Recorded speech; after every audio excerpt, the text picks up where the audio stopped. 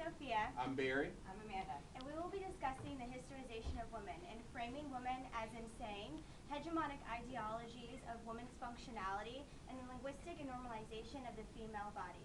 Our first overarching theme is framing women as insane. Bitches be Oh, God. Narrative. Many scholars have linked the discourse of madness through the media and integrating the history of media images with the construct of what is normal. We should look through madness in different lenses. Like the postmodernist crystal metaphor, madness is, in and of itself, is situational. As Cross argues, madness within women is articulated from historical approach from a historical discursive approach. Like Dr. Fox said in previous lectures, madness has changed throughout the centuries. We once looked at people in the past as mad because they used to think they would speak to God, they were looked to as reverent, but now we would just put them away in confinement. Some of the slides depicting women throughout the century of madness include movie Gun Crazy, The Exorcist in the 1970s, Courtney Love in the 1990s, Drugs, and Lindsay Lohan in 2010. Hi, I'm Dr. Ethos. Hi, Dr. How are you doing today? What's your problem? Well, I had sex for the first time. You had sex? Yeah, with my boyfriend of 10 years. You know what? I'm not one to gossip, but that sounds like some slutty behavior to me. I was the 30-year-old version. You're a little crazy I'm right not now. crazy. I'm gonna classify you as bipolar schizophrenic, Bipolar? and I'm gonna It was prescribe my you first some time. Hey, you're getting a little. Hey, you're at a 10. I need you at a 2. What do you Let's go. She's crazy. Get Man, her you're out. way too loud. I don't know. Mel, you're I'm crazy. not You're crazy, Mel. crazy. You're crazy. Yo, bro! How you doing, man? Good.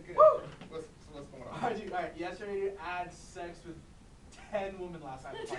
Yes, 10, dude. Hey, how did you have the energy for that? Dude, I snorted like I think 15 lines of coke, dude. Dude, you are such a freaking stud. But you know what? You had that coke. You know what? I got something that's gonna level you out a little bit. All right. With some medical marijuana. How you doing, baby? Thanks, man. You too, brother.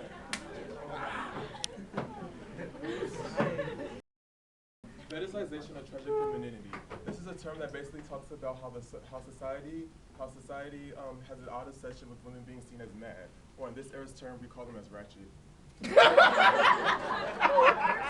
the phrase said that the consumers of media have an over-obsession of seeing the woman in the mental distress state.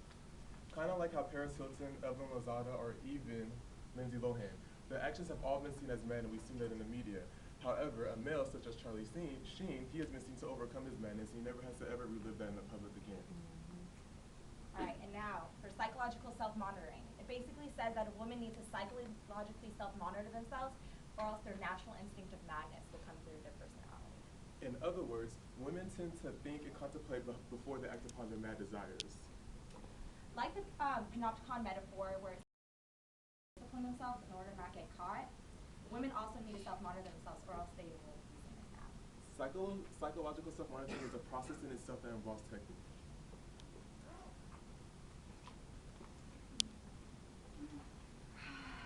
Man, I think I'm gonna text Stephen again. I've texted him twice already. He hasn't texted me back in an hour, but like, Yeah. I think maybe I need to like, please give a smiley face. Well, I don't want to be a crazy bitch. Yeah, but, I know, okay. Okay, I need to check myself. I need to check myself.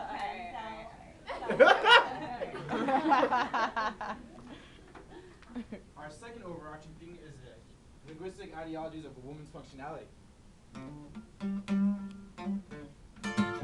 Girl, get in your hegemonic box. Fear of hybridization. There are strict post-structural gender binaries that society tries to impose on women.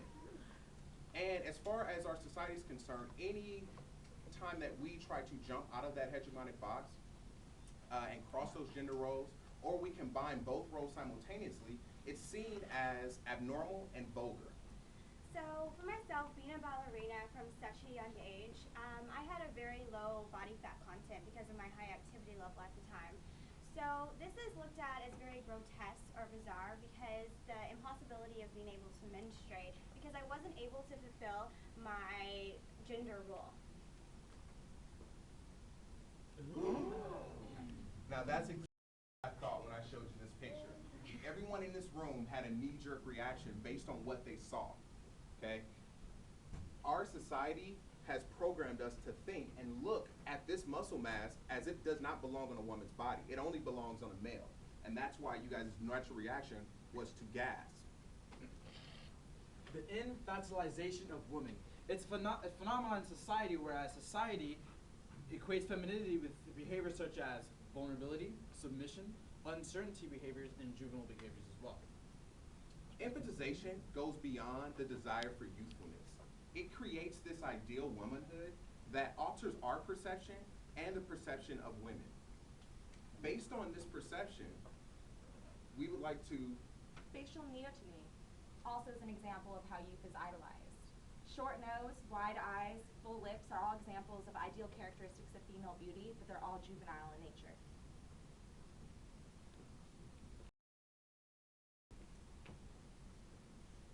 Fecundity.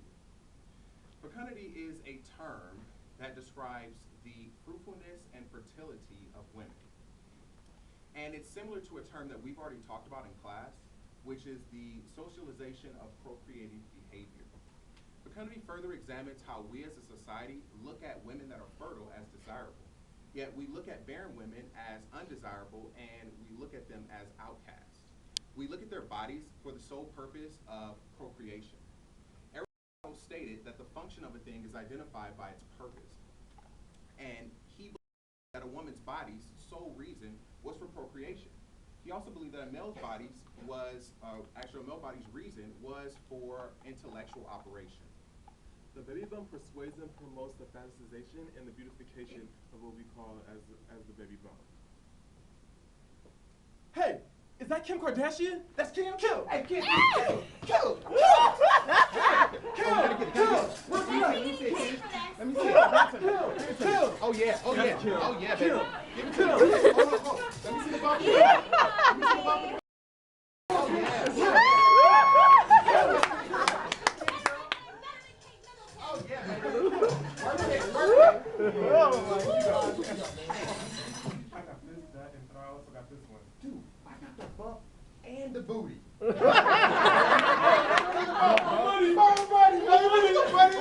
love it. Hilarious.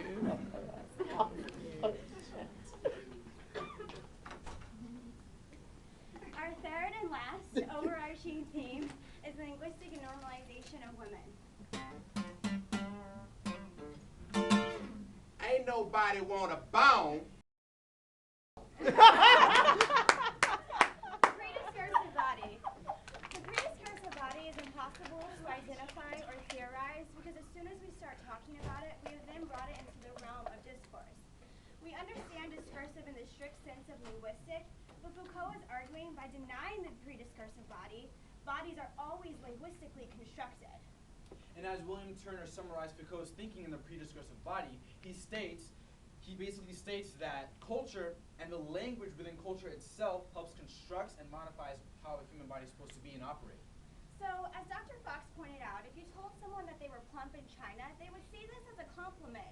They can afford food and possibly a leisurely lifestyle, but if you were to tell someone they were plump in the United States, we would take offense to this because we would feel like, well, do you think I'm lazy or I don't care about my bodily image? Things that we put on a pedestal in our society.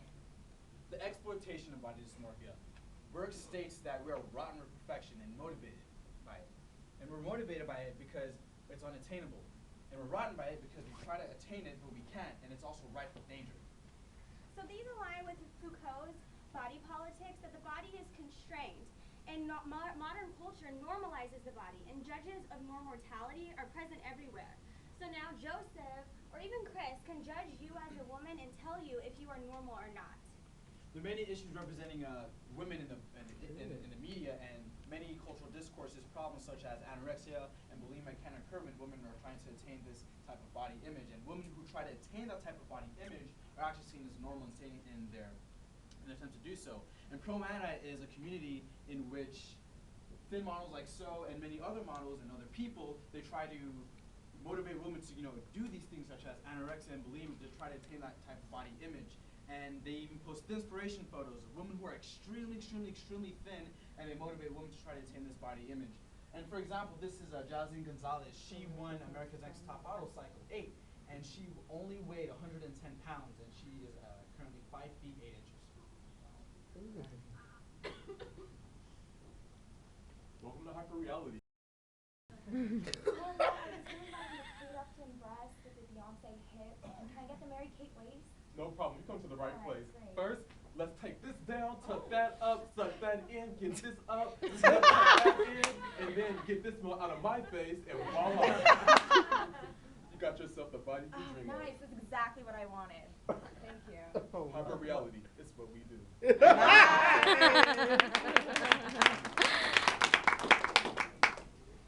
So, preferred constructive normalization. Women are encouraged to establish self-constituting bodily image that align with patriarchal standards of beauty. Standards that put a woman's body into the smallest space possible. The images of women in the media try to reinforce the hegemonic idea that in order to be beautiful, you must be thin, and vice versa. So this aligns with the Foucaultian frame that madness is henceforth as difference, but not sought out by physicians, but from men with good sense, often meaning women will go through extreme bodily changes in order to gain that normality and to have a normal life, which means a husband and potentially kids. Why do you think you see in the media that women are trying to get back to their normal weight as soon as they have a child? Dr. Frost brought up a metaphor used by Foucault. It's the maps and territories metaphor.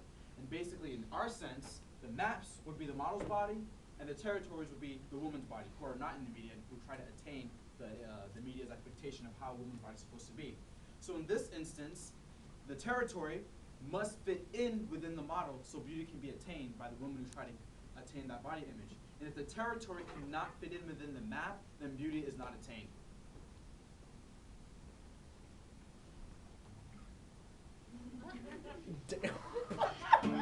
Ladies, where are you guys at? This is no Herbalife. It's not no hegemonic plan. I don't see fat between the thighs. I see fat, rolls, and old types of neck turkey. What you gotta say, man? I'm Amanda Lee from Tennessee. After the hegemonic workout video, I'm just like everyone else. Who cares if I only eat one meal a day and it's a bag of air popcorn? I have a nice body and I got myself a new man. What about you, Yolanda? Where you at? Well, I'm Shanae Nay Boy, and ever since I got the hegemonic workout plan, I got me a man with an iPhone 4 and a mustache. I need to get that type of workout. How you doing? Okay, everybody, how do you want to say let's get about baby?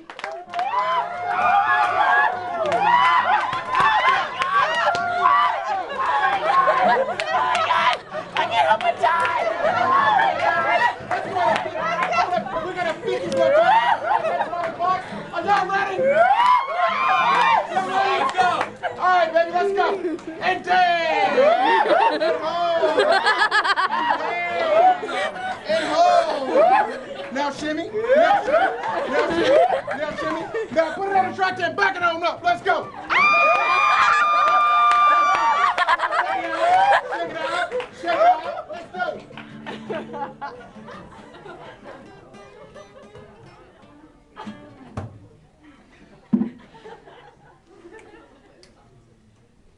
Bitches be crazy. Girl, get in your hegemonic box. Nobody wanna bone, but a bone.